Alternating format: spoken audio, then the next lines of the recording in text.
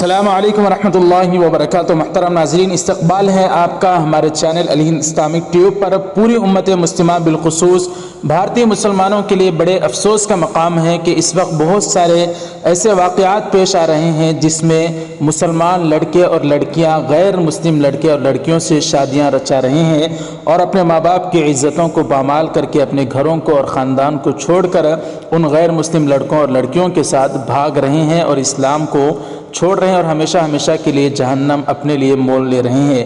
ایسے حالات کو لے کر آل انڈیا مسلم پرسنل لا بورڈ نے ایک بڑا بیان جاری کیا ہے۔ جی ہاں ناظرین اکرام، آج 4 اگست 2021 کی یہ خبر ہے۔ آل انڈیا مسلم پرسنل لا بورڈ لکھتا ہے کہ مسلمان لڑکوں اور لڑکیوں کی غیر مسلموں کے ساتھ شادی افسوسناک ہے۔ علماء، مذہبی تنظیمیں اور سرپرستان توجہ دیں۔ اسلام نے نکاح کے معاملے میں اس بات کو ضروری قرار دیا ہے کہ ایک مسلمان لڑکی کا نکاح مسلمان لڑکے ہی سے ہو سکتا ہے۔ اسی طرح مسلمان لڑکا بھی کسی مشرک لڑکی سے نکاح نہیں کر سکتا۔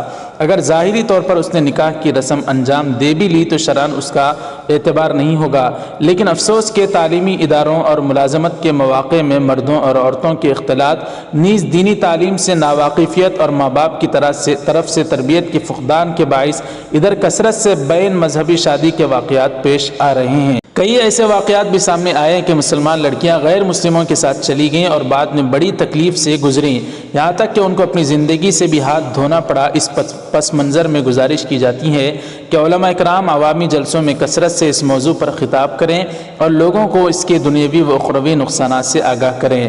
نمبر 2، خواتین کے زیادہ سے زیادہ اجتماعات رکھے جائیں اور ان میں دوسرے اصلاحی موضوعات کے ساتھ ساتھ اس پہلو پر خصوصیت سے گفتگو کی جائے۔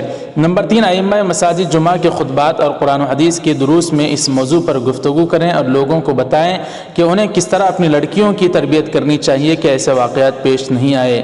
نمبر 4، والدین اپنے بچوں کی دینی تعلیم کا انتظام کریں، لڑکوں اور لڑکیوں کے موبائل وغیرہ پر گہری نظر رکھیں، جہاں تک ہو سکے لڑکیوں کو گرلز اسکول میں پڑھانے کی کوشش کریں۔ اس بات کا اہتمام کریں کہ اسکول کے سوا ان کے اوقات گھر سے باہر نہ گزریں اور ان کو سمجھائیں کہ ایک مسلمان کے لیے مسلمان ہی زندگی کا ساتھی ہو سکتا ہے۔